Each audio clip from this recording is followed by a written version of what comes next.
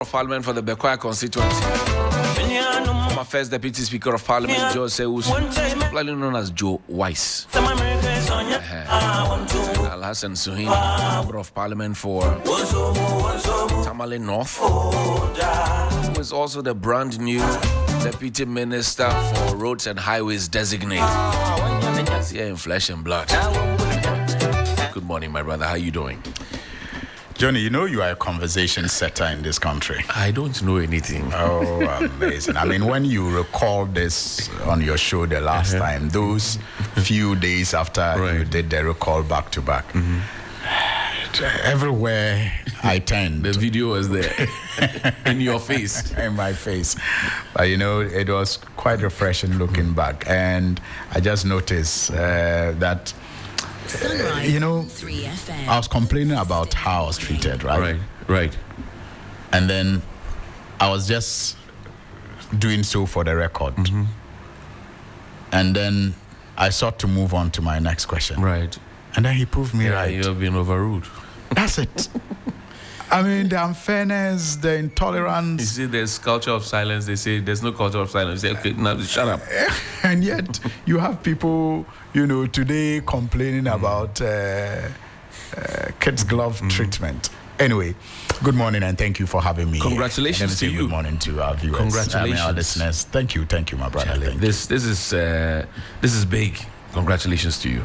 Thank you. I think, first of all, I have to thank the Almighty Allah for this opportunity and also extend my profound gratitude to the leadership of the National Democratic Congress and especially to His Excellency John Dramani Mahama for this consideration.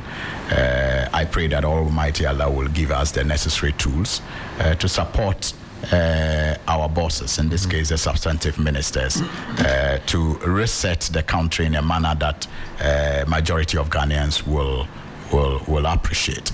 At the end of it, that is what is important, doing the best that we can and praying that the Almighty Allah makes it beneficial to society and makes it possible for society to also appreciate the work that we do. For those who don't know you, we know Suhini is in Parliament, he's asking tough questions, he's joining the debates, press conference here, he's appearing on TV and radio. He's a member of Parliament for Tamale North. He's been on radio and TV. But what don't we know? Who is Suhini? Tell us. Where do you come from? Well, I'm a very humble young man with very humble beginnings. I was born in Tamale, an area known as Gumbehene, very close to the Mariam Hotel. If you have been to Tamale before, attended my primary school in that primary school that is just in front of Mariam Hotel. It was then known as Gumbehene, primary school. Later, Christian St. Paul's Primary School, and that's how it is known now. And then I went to Bishop's Junior High. That is also in Chogu, in Tamale. Then from there I went to Ghana Secondary School, one of the best that you will find in the northern region and in Ghana for that matter. And I did science in school. That's what many people don't know. I did a combination of biology, chemistry, and physics. Selective maths as well. But somehow I found myself in the training college, that is Tamale Training College, where I graduated as a teacher. And whilst learning at the teacher training college, I think I discovered my passion for public service because I got elected as a chairman, the dining hall prefect, and later became the national vice president of the Teacher Trainees Association of Ghana, known as TAG. And, from there, I found love for radio when the first private radio station was established in Tamale, Diamond FM. I was lucky to be one of its workers, and from 2004 to about 2006-7, I won all the awards that were to be won in Northern Region as far as broadcasting was concerned, and later decided to go for further education to sharpen my tools in journalism, so to speak. And so I came to Africa University College of Communications. Nice, AUCP. AUCP, yes. And from there, whilst there, I got the opportunity to practice with Metro TV briefly. I also got the opportunity to practice with City TV, City FM at the time briefly, and later settled at Radio Gold, where I became the host of some of his flagship programs, like Alaji and Alaji, like the Gold Power Drive. And there too, by the grace of God, I won a couple of awards, and was later considered for appointment by His Excellency President Mahama in his first term to be on the Ghana Civil Aviation Authority Board. I trained as a development communicator. Had my first degree in public administration, and also my master's in development management. And so those are some of the things that I've been doing. 2015, I decided to transition from broadcast journalism into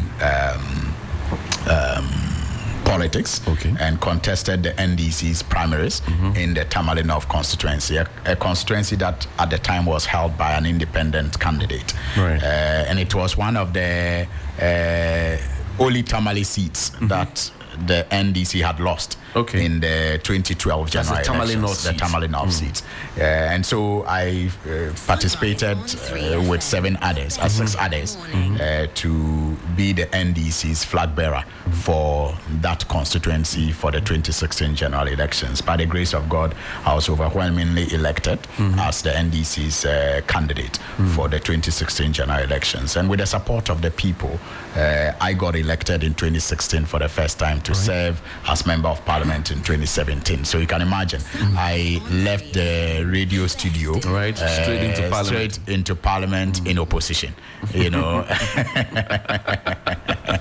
it was such a difficult beginning, but through it all, God has been good, and I think that I served to the admiration of my constituents, and so they repeated me as the party's candidate in 2020, and I got elected again in 2020, and I finished my second term in 2024. But before that, in 2022, when we as a party opened nominations for people to vie for various positions to represent the party, especially as parliamentary candidates.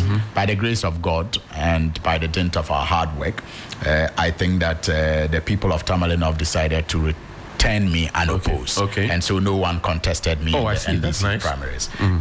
In the general elections of 2024, I contested against 2 other candidates, one independent candidate and one candidate from the New Patriotic Party. And by the grace of God, we got an overwhelming endorsement from the people of Tamale North, almost 70% of the votes. And we are humbled to be beginning our 3rd term in Parliament, now in government, for the first time in government.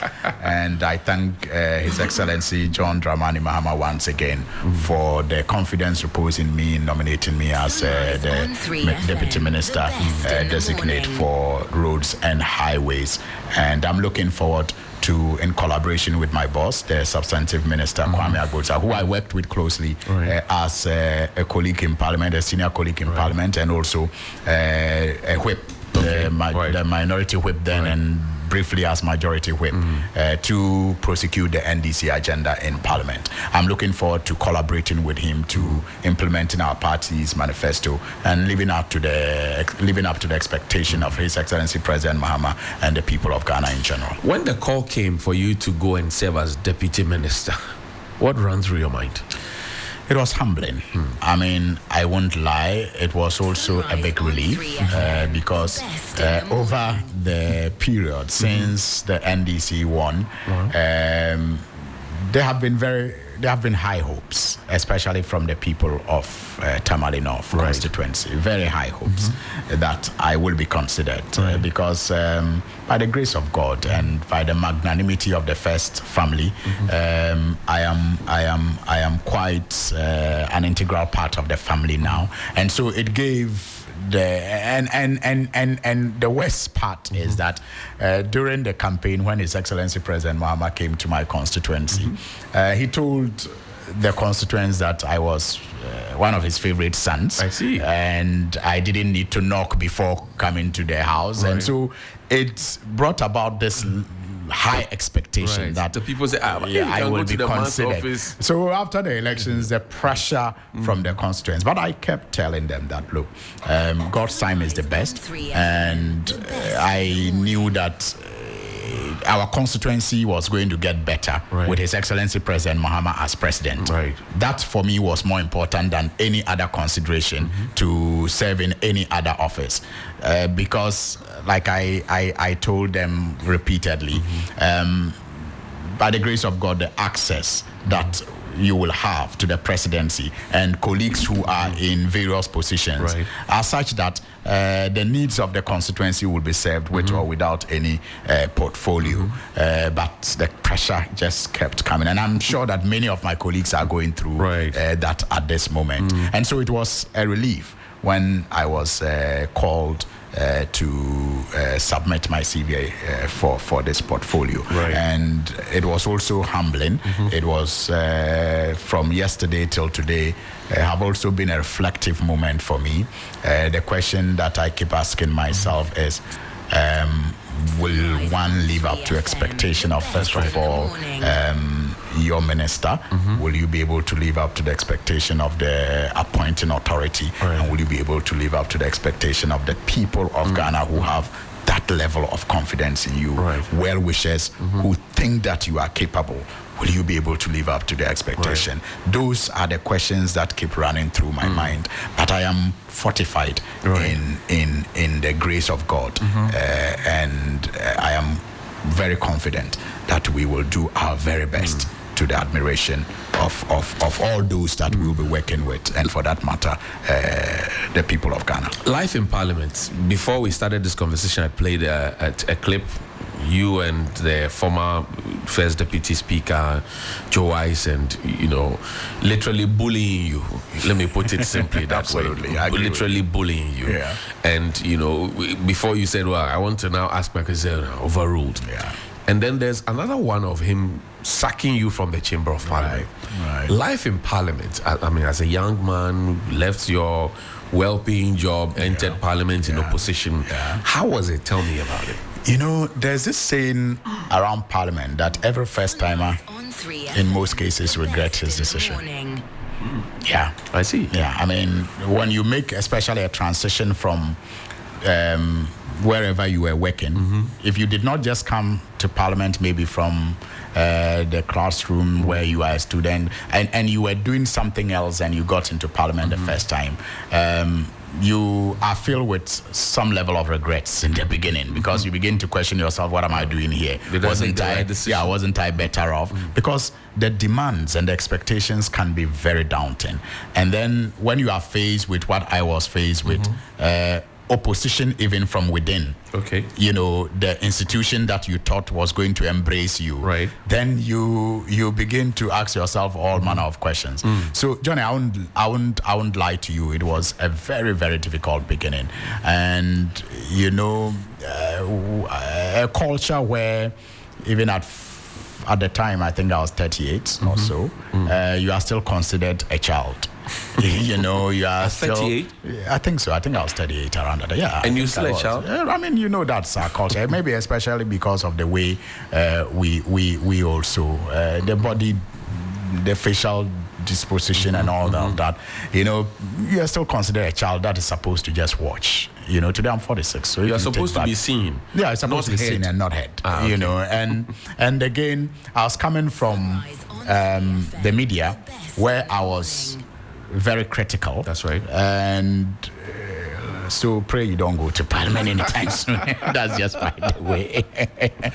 I was seen to be very critical, especially of the New Patriotic Party then. And so, I mean, and then I got to the appointments committee my first time, and I was again asking very critical questions of the New Patriotic Party. And so it was very common for you to hear phrases like, you think this is Radio Gold. This is not Radio because Gold. You see, people already had a certain mindset about you working with Radio Gold and being tough the way you were on air. So it followed me into Parliament. And so it took a long time and many engagements on the floor and out of the floor for people to begin to embrace you and accept you for who you are, and not that guy from Radio Gold causing trouble all the time. And you had also the expectations of your constituents to deal with in opposition. And you, like you said, had less sources of income and opportunities, but I will say that over time things got better, things were stable, and we got more opportunities and grace. I will continue to say that helped us to do our very best in our constituency, despite the fact that we're in opposition. We're able to champion many health causes, many water projects, many educational projects, livelihood empowerment programs for the youth, for the women, and all of that. And so it became easier for our people to accept, the fact that they needed to support us until maybe such a time that we will have more capacity, like we are expecting to have now, to do more than we have done in the past. And we pray that God will help us do that. I think that it wasn't easy. It wasn't easy. What was the first? But it gets better. What was the kind of feeling you had the first time you got up to make a statement in Parliament? Well, even before I got up, I kept thinking to myself, wow, God, I'm here. Part of the privileged few. And this is not my studio. I mean, this is where whatever you say becomes a public record and a historical document. In the Hansard. I mean, so I had to psych myself to be able to be, logical, to be meaningful, and to be impactful. And eventually, I think it was a statement I made. I don't remember on what, but I suspect it was on water situation in Northern region. And I wanted it to be such that it could be referred to decades, even after, one was no more, and be considered as an important contribution to the legislature. So those were some of the thoughts running through my mind. And then the mic came on. Tell me about it.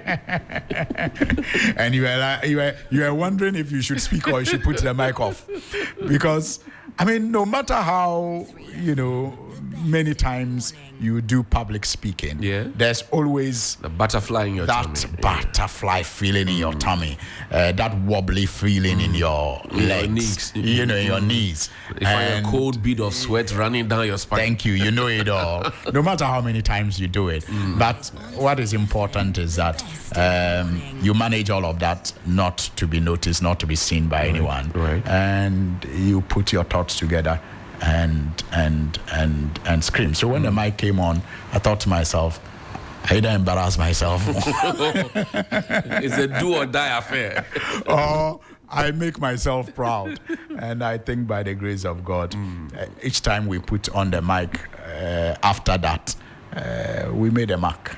And that is how come we became targets of bullying by some people. I see. And that is also part of the training. That's part of the, if you like, orientation. It's part of the assimilation you have to go through. It makes you tougher. It makes you realize that you have something in you that some people may just want to shut down, and it will take determination to keep going. So as for the bullying, especially at the hands of Joe Wise, in fact, I remember one time after sit-ins, I went to his office, booked an appointment to see him, a deputy speaker like that. And when he graciously allowed me in, after exchanging pleasantries, I jokingly told him that I came for him to tell me which of the ladies that we may be sharing that I'm not aware of, so that I can back off. Right. You know, he had a good laugh, and we had a hearty conversation, and he told me he shared with me his experiences too when he first came to the house and what he went through. You remember and you see, Johnny, that was what I couldn't reconcile. You remember, he was the man who asked the late vice president if he was gay. Yes, I remember. God forgive his soul. I remember. Yeah, I mean, he had that courage and boldness to ask nominees such questions. Right. But he thought me asking about the finance minister's offshore account was unreasonable. I mean, this was, for me, Johnny, a finance minister, the number one tax collector that we were going to appoint as a nation. And I thought it was relevant for us to know if he has engaged in acts that are worldly and widely known to be acts of tax evasion. Right. It's only morally right that you ask that your number one tax collector should be above board, especially when it comes to commitment to paying taxes. You know, there's nothing wrong with having an offshore account, but we all know the questions around offshore accounts. Apart from its ability to be used for money laundering and proceeds of crime, it is also considered an investment in a tax haven to avoid taxes. So, I mean, if you have an offshore account as a private person, it didn't matter. You are collecting our taxes. My taxes, and you are choosing to invest in places where you will avoid tax. I should wonder why. I should make you a tax collector. I mean, if everybody is as wise and as smart as you are to invest in tax havens, what taxes will you collect? So I thought that it was important to bring up these issues. Then the question of where he graduated and whether he did the course that he suggested he did, and all of this are part of the interview process. Any employee will want to be assured of the credibility of the certificates that the potential employees present. And so I thought that it was just an act of bullying, like you correctly put it, to want to shut me down because I raised some of these very critical questions. But over time, I feel that I have been vindicated, and that gives me a lot of satisfaction. What advice would you give to the new entrants who have come to Parliament? I mean, we're speaking about your experience and all of that, but then lots of new people in there. What would you tell them? I'll say, first of all, that it may look very gloomy and dark now, but it gets better. Sunrise it may look very gloomy, very confusing, very time-wasting sometimes, and frustrating, daunting, but it gets better. It gets better. That's the assurance I can give them. It gets better with time. And they also need to have convictions that they are willing to do anything to defend. I mean, if you're a man without principles, without scruples, you buckle at the least, resistance to your views. And the only way you can earn the respect of your colleagues and your seniors is to stand by your convictions, stand by your principles, but be open-minded. I mean, yes, you don't know it all and you don't have all the solutions, but you are right to hold an opinion. That's right. And to push the opinion to the best that you can. But in the process, be open-minded to learn more. Be open-minded to adapt, and be open-minded to fine-tune, your own agenda. Don't be too fixated on one thing at a time. When going in one area gets tough, keep an eye on it, but open another area. You don't abandon it. I see. So those are some pieces of advice that I will want to just share. It gets better.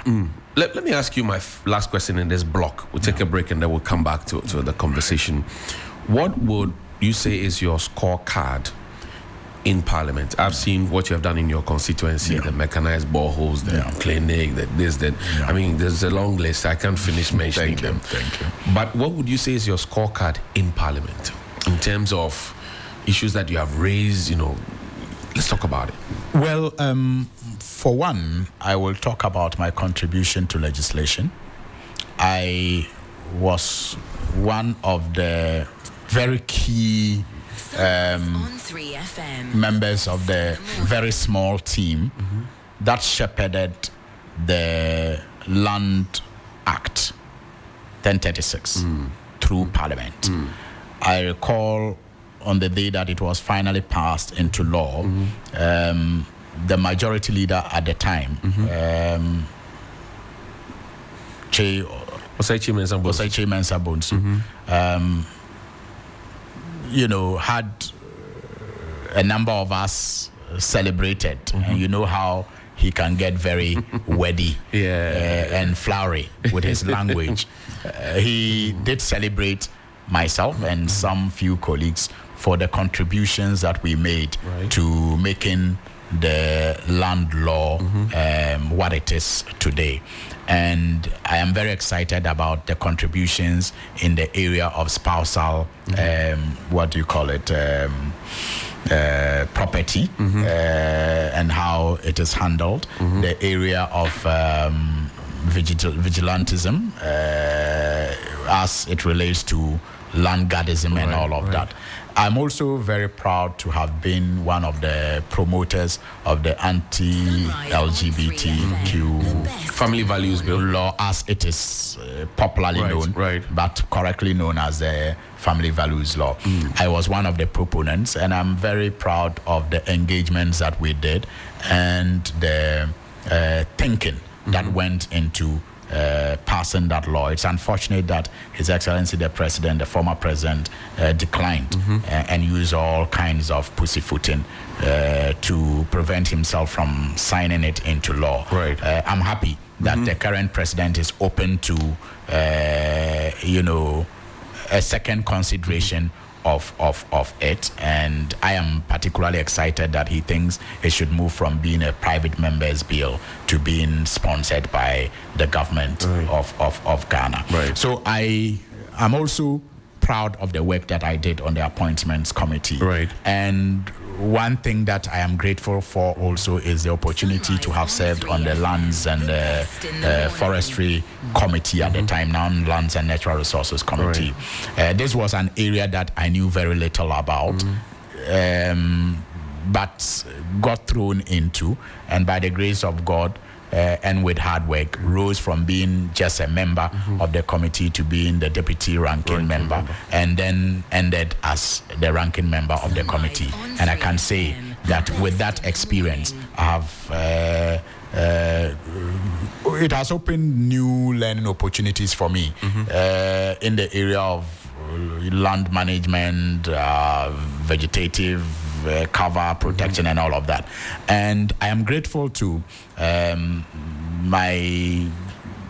call him my uncle, even though he's a Moshi man, Honorable Collins Dowda. He was ranking member when I was first appointed as a member of the committee, and he took particular interest in me and guided me tremendously to learn a lot about that sector. And I will say that I have footprints all over the work of that committee in Parliament, and that can pass also as my scorecard. Great. My guest is Alassane Suhuyini. He's a brand new Deputy Minister Designate for Lands and Natural, for Roads and Highways, I beg your pardon. He's also the Member of Parliament for Tamale North. A few comments here. Noga GH says, congratulations to you, Honorable.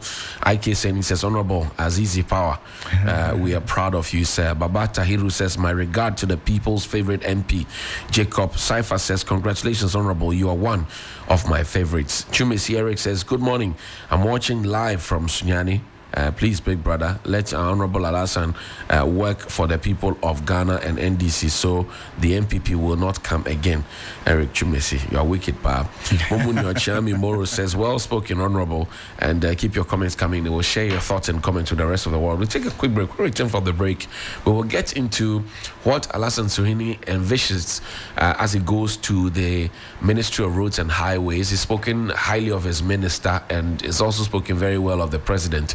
But on his heart, what is there? We want to find out when we return from this break. Stay with us. This is Sunrise on 3FM 92.7. My name is Johnny Hughes. See you shortly.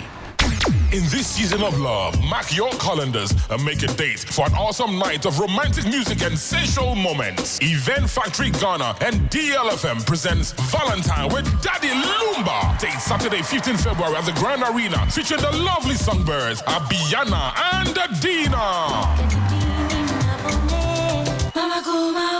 Plus a lineup of legendary hitmakers Caesar, Kofi Inti, KK Fosu, and Doforian Ponsa. It will be the most thrilling love experience you just can't miss. Purchase tickets at all First National Bank branches or dial *714*888# or log on to vtickets.com for table reservations. Call 0207-990-296. Valentine with Daddy Lumba is brought to you in partnership with Royal Black Soup, First National Bank, Accra City Hotel, 1957, Abrantia the Gentleman, and all our media partners. Whoa, whoa, you know what in you. What does Duffy's do for you? Freedom, confidence. Makes me so proud. Duffy's Ohima feminine mixture relieves me from menstrual pain. That's true freedom. Stay fresh all day with a formula that leaves you feeling clean and confident while effectively preventing unpleasant odor. Confidence to do the do. Tresenya me honam. Atoso me glow wankasa. Duffy's Healthy Glow Shower Soap. I don't remember. Also try Duffy's Hair Growth Cream and Snatched Herbal Tea and more. Duffy's Hair Growth, no dandruff, no itchiness, no more black spots. Thanks to Duffy's Black Spots Cream. Keeps the skin fresh and nourishing. You look good. Try Duffy's today and see what it can do for you. Available in all Duffy's branches nationwide. Please call us on 0202-514-020 or 0533-776893. This advert is FDA approved. Accra, Ghana, Africa, and worldwide. Join us on Inspirational Gospel Mix this and every Sunday, 8 p.m. 3FM.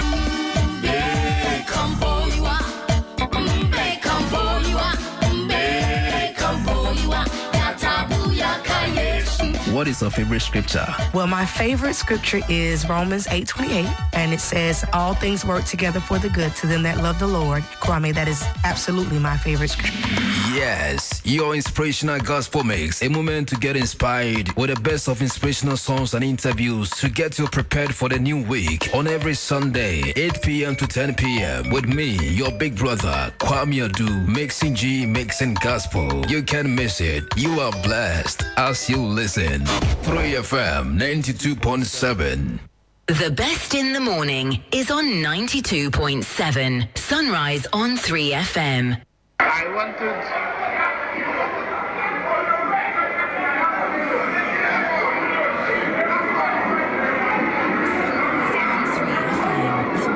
In the morning. I thought honorable member for Tamale North, honorable can you leave the house? Honorable member for Tamale North, can you leave the house? Please, Marshal, ensure that you leave the house. Yes.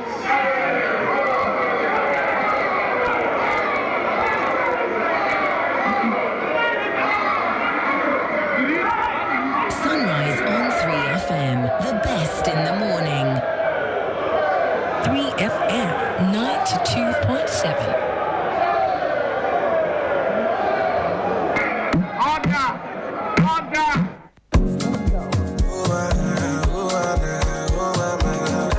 I'm at the point in life, if you understand. Sunrise on 3FM. Last time Sweeney was walking out of the studio, chamber. Whether you understand me or not, I'm okay. It's my guest in the studio here. Sunrise on 3FM 92.7. It's 30 minutes on the mark after 9. It's my guest. A few messages coming through for you. He says, Alasan Naporo says, congratulations, boss man. Chris Faber says, please try and make the Kalpohini Road, please. Azato Tilagbala says, inform him not to forget about the Tunaili Road. Also, Balil Yusuf says, congratulations, Honorable.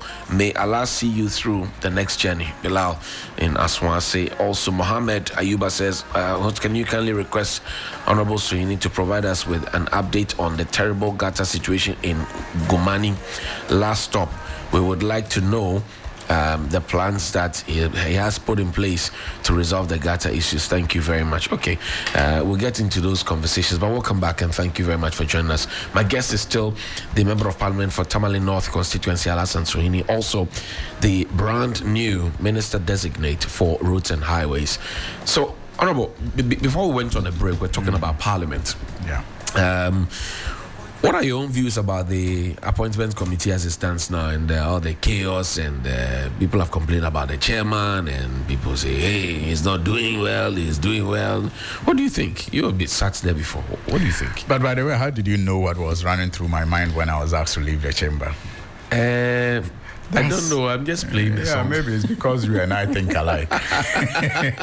I'm okay. We're okay with our views, whether you like them or not. Yeah, once we are convinced that what you're saying is right. Is right, Charlie. Who are you to judge like you be holy pass? Anyway, the work of the appointment committee generally has been Sunrise on 3FM, the best in the morning. Fairly good. It could have been better. The output of some members could have been better, but by and large, I will say that it's been fairly good. I mean, I have heard commentary relating to the conduct of the ranking member, the conduct of the chairman. I think the chairman has been very liberal, and he has explained his reasons for being liberal. He said, for example, in a post, that you give people the long rope to hang themselves. And so you may have disagreed with his strategy, but you cannot disagree with the fact that whatever has taken place has not prevented President Mohammed's nominees from getting passed on record time. That's right. And that, for me, it's commendable. And in assessing the conduct of the chairman, you need to consider that, because at the end of the day, what does the appointment committee exist to do?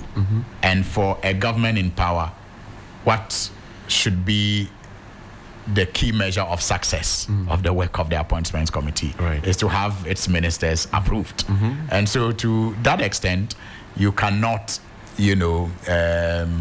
begrudge the chairman that much. But if you compare his approach to previous chairpersons of the committee, you will agree with those who think that he should exercise more control of the process than he's currently doing. On the part of the minority leader, I think he's been unnecessarily abrasive sometimes. He's been very winding in his questioning, and even he himself sometimes get lost in the questions that he poses to nominees. So you find him start a line of questioning, and you think that he's getting at something only for it to be an anticlimax. And he spends so much time doing that. And that is why people are concerned and people are worried. And I have said that the fact that you have the opportunity to ask unlimited questions does not mean you should abuse it. Because when you do, the people will know and the people will feel it. And then it will become a negative. And that is what it is. That's what it's becoming. And that's why people are complaining about him. I mean, he makes the point that previous ranking members also had unlimited, they had the unlimited opportunity to ask questions. Yes, they did, but people didn't complain. Maybe for two reasons. They were very logical and pointed with their questions, and they did not abuse that privilege. Article 296, I think, of the 1992 Constitution, that's right. Prescribes, guidelines for the use of discretion. That's right. And when you find people complaining about your use of a particular discretion, especially when they didn't complain when other exercise the same discretion, then you should question yourself. Then it means perhaps you are going beyond pandering towards the expectation of the people when it comes to use of that discretion. There's a public perception that those of you who are very vocal, assertive, and all of that, when you get before the committee, your grilling is different. Are you expecting anything different from what Sam George and Ablakwa and Kwame Agboja? Are you expecting anything different? Well, I am. I think that yes, sometimes it is used as an opportunity to engage in political banter. It's unfortunate, but sometimes it's also used to score political points and settle political scores. And yes, I expect that some of the committee members may attempt that. And I am sure that like Sam George held his own, like Samuel Okudzeto Ablakwa held his own, like Kwame Agboja, my boss, held his own. We will also be able to hold our own if it comes to that, because a lot of deep thinking, I will say, with all humility, goes into some of the public stands and utterances that we make. Because we are never under any illusion that a day of accountability will never come. We know, personally I do, that whatever I say, whatever I do, I will one day, be asked about it to account. And so I put in a lot of thinking, a lot of consultation, a lot of reflection into my public engagements. And maybe it's as a result of long years of being in the media, where every morning you are writing an exam. That's right. I'm sure you are living it. Every morning you are writing an exam. You're reading theses. And your listeners are marking you. I mean, even your mood is checked. Even your voice tonation what kind of song is checked. Is that? Even your choice of song, your language. People listen to you for all manner of reasons and for all manner of things. And so, having done that for over a decade, it has come to live with me in my public engagements. And whatever you see me post on social media would have gone through a 360 degrees reflection. And all the possible questions that can be asked of me, I would have already found answers to them before you speak. Before I make public. You're going to the Ministry of Roads and Highways. I mean, I know Kwame Agboja pretty much as I know you. A very assertive, very hardworking, very thorough gentleman, an architect by profession and all of that. So two professionals going to the ministry. What is on your heart beyond what we know to be the functions of the ministry? What's on your heart? Well, sincerely, what is on my heart is to support the minister with every power at my disposal, with every knowledge at my disposal, to carry out the mandate of His Excellency President Mahama. That is first and foremost to me. Whatever and however he wants me, to support him.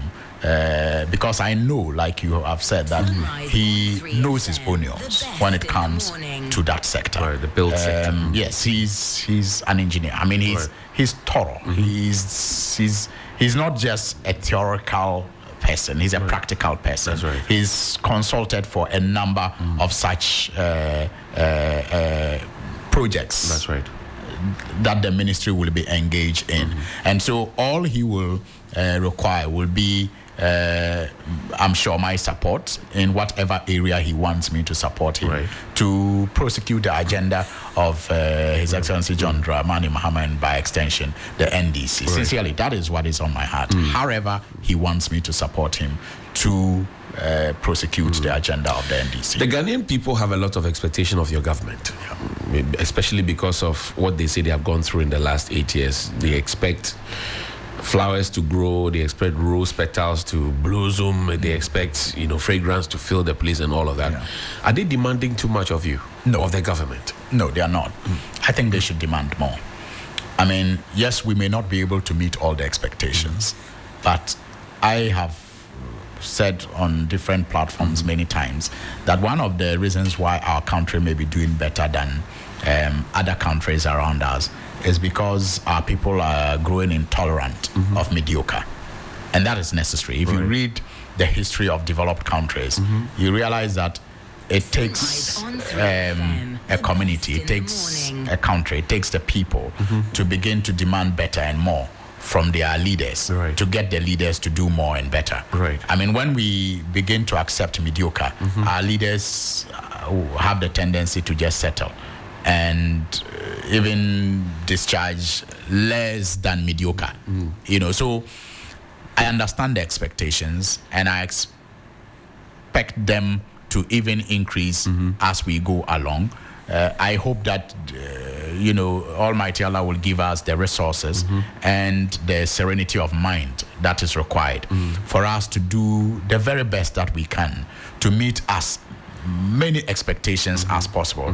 I am not under the illusion that we'll be able to meet all the expectations, but I think that the people themselves, even as they expect the things that they expect from us, will appreciate sincere attempts to get things to become better. They will appreciate sincere attempts. They will appreciate the successes that are chalked. I mean, I recall, and this is bringing it down a notch, when I won in 2017 for the first time as Member of Parliament of Tamale North.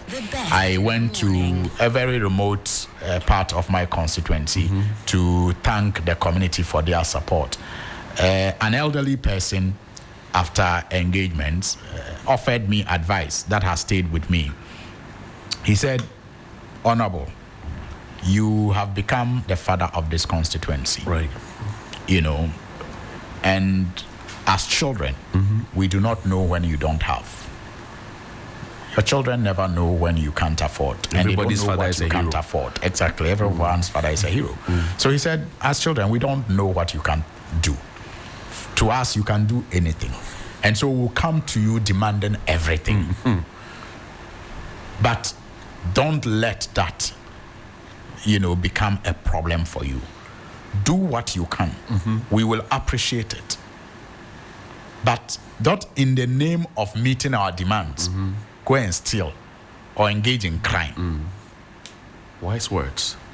If you engage in crime or you engage in stealing, just because we are demanding too much of you, you will not have our support. Wise words. Exactly, and it has stayed with me. So I know that even though the people expect this government to bring they don't. I'm just saying, even though they may suspect this government to bring down the moon and take away the heat of the sun, they will be reasonable to appreciate sincere efforts and sincere achievements. And that is what I want us to be guided by. But I expect more expectation, and I understand the expectation, and I'm very confident that looking at the caliber of appointments that His Excellency President Mahama has done so far, he is very sensitive to the expectations of the people, and the caliber of men and women who have so far been appointed to various positions will tell you that he is hoping that those people with their commitment, with their zeal, with their knowledge, will help him meet to a very large extent, a chunk of those expectations of the people. And I have confidence that they will. I see the phone lines already beeping. Maybe we'll pick a few calls, but you're going to juggle parliamentary work with deputy ministerial work. Is it going to be easy? Yes, it's going to be difficult, but it can be made easy. Tell me how. Tell me how. The road ministry happens to be the ministry that is of interest, in my view, more to most members of parliament. Our communities are largely rural, and there is no constituency you will go to that will not have need for drains and for roads. And so when you come to parliament, the minister who gets the most questions asked of him during a session is usually the roads minister. That's right. And so you never know, in supporting my minister, parliament work may just become like the ministry work, or the ministry work will just become like parliament work. Because see, I am very confident that having been a member of parliament himself, my minister is going to prioritize the concerns of colleague members of parliament. Right. And prioritizing the concerns of colleague members of parliament actually means prioritizing the road sector across the country. Because you have every sector, every part of this country represented in parliament. That's correct. Every part of this country is represented in parliament. And so when he prioritizes the concerns of members of parliament, he's prioritizing the concerns of majority of Ghanaians. Right. And I am looking forward to that symbiotic working relationship between the ministry led by my minister, my boss, and parliament, like other ministers in the past did. And he has been a leader of the house. And so I'm sure it can be made easy by his leadership. For those who say you work so hard, you don't get time to relax with your family, what do you say to them? Hazards of the job. Hazards of the job. But we just sometimes make that conscious effort to find time to prioritize family too, because at the end of it all, family is at the center of it, right? And it is true that sometimes we reserve the last minute time for family. Sunrise but on 3FM, we the best in the morning. are deliberate about that. And sometimes they also appreciate the life that we have chosen, right? And they support in every way that they can. So at the least opportunity, we also make them the center of it all. It's a difficult balance. Almost every weekend in the last 9 or so years, almost every weekend have to be spent in the constituency far away from Accra whilst the family is here. And so when you get the chance or the time to help the kids with their homework, you get some fulfillment that even the job that you do doesn't give you. When you get to drop the children at school, the feeling it's good. And so we make sure that we do that once a while, just so that you bond with family. You bond with the family. Wachi or jollof? Wachi. I see. Wachi. Beach or pool? That's a confusion. Can I get both? Can I have a pool by the beach? I see. Hip life or high life?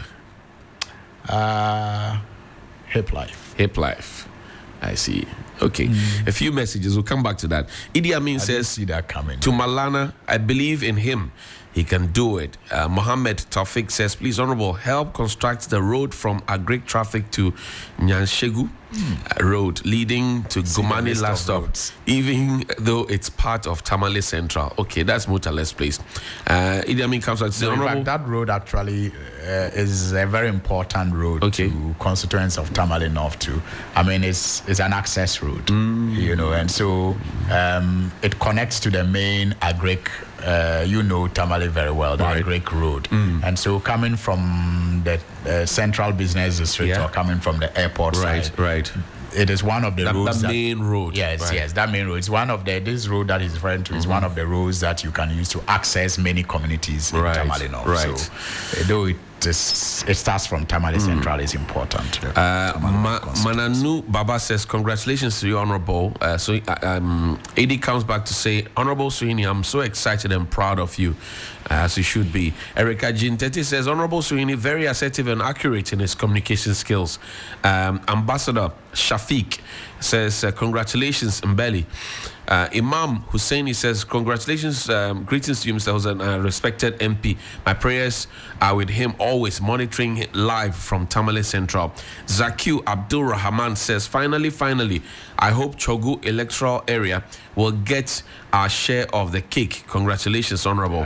Eric Ajintete says, Johnny Hughes, please ask Honorable if he has a book on public speaking. I admire his communication skills. Abdul Rashid Sufyan Bala says, congratulations to you. May Allah see you through. And Sharif says, good morning. Good morning to you as well. Mohammed Ayuba says, host, can you request Honorable Suhini to provide us with updates on the terrible gutter situation? I think we read this one already. Bring back the messages. Okay. Please tell him to remember the road from, is it Nana Chrome? Oh, no. From Nana Chrome Gate through Santo to Ashaman, and the main Ashaman road from Ashaman to Ibi. Okay, Bright Mensa, he has heard you. We trust you, Honorable Suhini. May Allah guide you. Sorry, Abdulaziz Abdullahi says so. Jonas Osei22 says, tell him you want them to beat the NPP in Parliament if they misbehave. Oh, my guy. That is why we give them 187. No fighting, please. Prince Mubarak Nyabtu says his father and my boss, and I congratulate him. It means that you are his father. Askia Mohammed says requires, it says was Chafruguni requires opening with roads. We count very much on you to carry that out. Yusuf Baba says, Alhamdulillah, congratulations. Yusuf Brahma says, my honorable, your campaign DJs are waiting and watching, and you always make us proud. And the first deputy minister ever from Tamale North. You have campaign DJs. I didn't know. You're a big man. I have a medical team. I received their congratulatory messages. A lot of messages coming in. I have my teachers union. So I have my DJ. I see. And, we have a number of teams, and I am grateful for their support. I see. Let's activate the phone lines. Let's hear what the people have to say. 055-924-2717 and 055-691-0154. 055-924-2717 and 055-691-0154. Do you have a particular artist you enjoy, hip live artists? Not really. I mean, I love good music. Okay. To a very large extent. It has to be from back in the day. It has to be back in the day. I mean, then back in the day, Kobna does well with high life and the fusion of hip life. So I enjoy listening to him sometimes. Okay, so Christian Kwesi Avueto says, congratulations. Please ask him if he also heard Sit Down, Daughter of Medra. Did you hear that? Sit Down, Daughter of Medra. Yeah, I mean, very unfortunate. Very unfortunate. It's becoming unbecoming of us in Parliament. Sometimes you feel very embarrassed and ashamed when you listen to or watch some of the conducts that some of us engage in. It was very unfortunate. Very, very unacceptable. Great. Good morning. Good morning, my brother. Odewale, quickly, we don't have too much time, so 30 seconds. Let's hear you. Never mind. Congratulations to Honorable. Okay. And I wish him and his boss the very best. Because almost all our roads are not in good shape, especially the farm gates. But my question to him is, he's a sitting MP, likewise his boss too, Honorable Governance, Kwame. And let's assume there is a debate, and the two of them are on assignment. Won't their constituents not be having that benefit? Okay. So if we should meet the vetting the Constitutional Reform Committee, will he also suggest to them that we should have professional and not have technocrats Okay, I hear others to you. be Thank appointed you as very ministers. much. Good morning. Oh, sorry about that. He's asking that would you support the call for professional parliamentarians so that we don't have this situation where you may be on assignment and then your constituents will be expecting that you'll be contributing to debate but you'll not be in the House? Well, I don't know why sometimes people forget that Parliament is made up of professionals. Hardly do you have people come to Parliament without any profession. You know, people may have been medical doctors, they may have been engineers, they may have been even road contractors. People have different professions before they join Parliament, and so it is made up of professionals. And yes, maybe if he meant career parliamentarians, that's different. That's different, you know. And I'm sure that's what he meant. Yes, and I think that will come about when eventually we make district chief executives elected, and then we move towards constitutional reforms. Okay. Good morning. Good morning, sir. Yes, boss. My name is Abdul, and I'm calling from East Legon. Talk to me quickly. I just want to commend our big brother in the studio for all the good work that he does. Great. I am from Tamale, and a lot of us, the youth from Tamale, look up to him, and we want to encourage him that what he's doing up there, he should keep the good work and may the good Lord guide him. Jerry, to put a family Ankman the Amashan and constituency, but the Dominican and the sort of now do have and to Canada. All the best, and thank you so much. Thank you very much. Great. Good morning. Good morning, Master Johnny. Yes, boss. Yeah, this is Jaffe calling from Westland. Let's hear you quickly. I appreciate the man that comes to the studio. May God richly bless him together with you as well. Thank you. Master Johnny, there is only one thing that I have to say. That is, as the man is talking now, we don't want to see only the theory, but we want to see the practical on the floor. Okay. Because the badness of the road in this country made a lot of people to lose their lives. And it's causing a lot of harm to the nation, because when the citizens are dying, who is coming to build the nation? Okay, so we hear you. You want to see practical, not theory. Thank you so much indeed. Grateful. Good morning. Good morning, Mr. Johnny. How are you? I'm alive. This is SK. Talk to me quickly. From Amasama. Yeah. Mr. Johnny, this question I had wanted to ask you before, but then... ask him, he's here, ask him. So let me ask both of you. Because Mr. Kwadun Kuma was an example when he was a joint effort. But then his vocabulary was in defense of the poor and the voiceless, the vulnerable.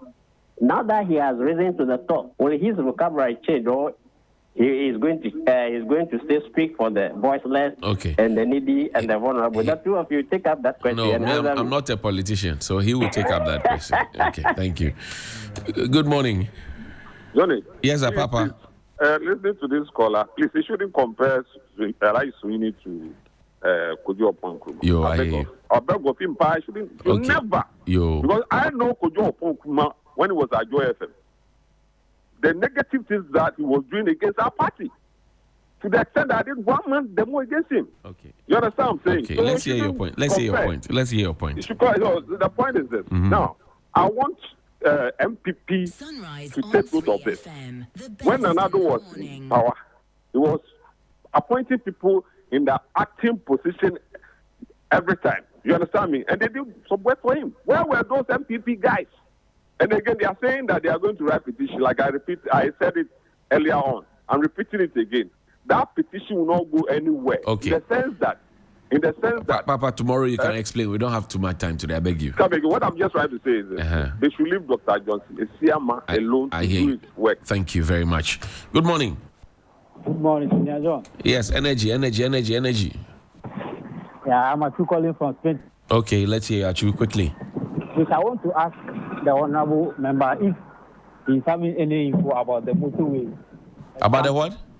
The motorway expansion. Okay, all right. Thank you very much. Yeah. Okay, final caller. Good morning. Yeah, good morning, Johnny. Yes, boss. Yeah, Frederick from Angwaga Volta region. Talk to me, Fred. Yeah, Johnny. Is NDC telling us that they will just go and choose, pick and post people at key positions of this country without Ghanaians knowing their background? Is that what they are telling us? If you pick Bank of Ghana, a governor for Bank of Ghana must be someone, because he is the one going to head all the financial transactions. Okay, the thank you. Economy lie under his shoulder. I hear you. So you cannot go and pick somebody who have criminal record. Oh no, please, you don't. It takes a court to say somebody has criminal record. You people too. Some of the times you people do some of these things. So quick question: will you still speak for the downtrodden, or would your tone change? I've been out of the studio for over 9 years now, and my views have largely not changed when it comes to the need to represent the vast majority of the poor in our country. That's the only way we can make this country better. Right. And when you asked me a while ago about the expectations of the people, clearly, I am expecting it to even be more. And that should tell you it is so because I think that people deserve more. Great. Now, Christian Kwesi Avoito, I'm not sure you can answer all these questions, but I just want to read them for benefit of her. Says, congratulations. Please ask him if he also heard Sit Down, daughter of Medra. Then, I think I made comments. Yeah, another person says, do you know who said it? I don't know. So Bilal Yusuf says, one of my favorite MPs, the product of Honorable Muntaka Mubarak and Honorable Haruna Idrisu. Indeed, we have the men. Hopefully, we'll see you in Aswasi coming Sunday. Ali, my heartfelt condolences to the Minister of Interior. Yes. He lost their mother. That's right. A couple of days ago. Ali Abdul Wahab says, remember the road from Mulugu, Pasenpe. Ben Kofi says, they have to do something about the toll. He's watching us live from Italy. I wish him all the best. Nasty says, Mr. Hughes, please ask him if he knew. Okay, I'm sorry, he said he doesn't know who said it. Aaron Babako Kokomisa says, remember learning. Hey, Aaron, this thesis there. Where did you copy this one from? Alidu Ibrahim says, Alhamdulillah, congratulations to Honorable Bright. Mensa says, please tell him the road from Dodoa to Athenia. That road is really, really bad. Ibrahim Abubakar Carr says, the calm posture of Honorable Suhini is always inspirational. Sharif Lincoln says, congratulations to my dear mentor. Wish him more success for his position. Jonas Osetutu says, why can't we do build, operate, and transfer with our roads, Honorable? He's asking. But well, all those asking about roads, let me just say that, first of all, I just got nominated yesterday. I've not received any briefing yet from the ministry. I'm yet to have a meeting with my boss, the minister, to possibly be introduced to the ministry to get some briefing to prepare for my vetting. But I can assure them that His Excellency President Mahama has an excellent choice in the Honorable Kwame Governs Agbota and as road minister. And his passion for work is known by all. I mean, in Parliament, he is considered the most punctual. I mean, when you call a meeting for 6 a.m., you bet that the Honorable Minister will be there 5 minutes before 6. And he's been consistent with that. And he just doesn't come to, warm a seat. He comes to make an impact. And so I'm very confident that President Mahama has an excellent choice in him as minister. And I will be, behind him, supporting however he wants me to respond to those questions that have been raised about the roads that need attention to the best of our ability and to the best of the resources that are available. I'll take your closing thoughts in 30 seconds, but where do you get your calm disposition from? Your mom, your dad? I think from my dad. I think my dad was a very calm person. My mom had a little fire, even though she was also calm. And that is why sometimes you see the fire in me when it is necessary. When it is necessary, the fire comes. But Johnny, let me thank His Excellency John Dramani Mahama on behalf of the people of Ghana, especially the Muslim Ummah, for the reduction in Hajj fares as he promised from about 75,000 to 62,000 is such a big slash, and we cannot thank him enough. In fact, we are indeed grateful. We can see that he's in a hurry to fulfill all the promises that he made. And at the personal level, I also want to thank him and the NDC for the confidence reposed in me by the nomination that I received. I pray that the Almighty Allah will give me what it takes to live up to their expectation and the expectations of many more Ghanaians. Thank you. Thank you very much. My guest has been Honorable Al-Hassan Suhini, beg your pardon, and he's joined me here in studio. talk about a very important thing in his life. For those who didn't know, now you know. We'll see you tomorrow, hopefully. Yonam Haliga is here. Today, her sister didn't take somebody's clothes to sew for her. But it's fine. She has a news update for you. With one set, Agbaiza. My name is Johnny Hughes. Have a good morning.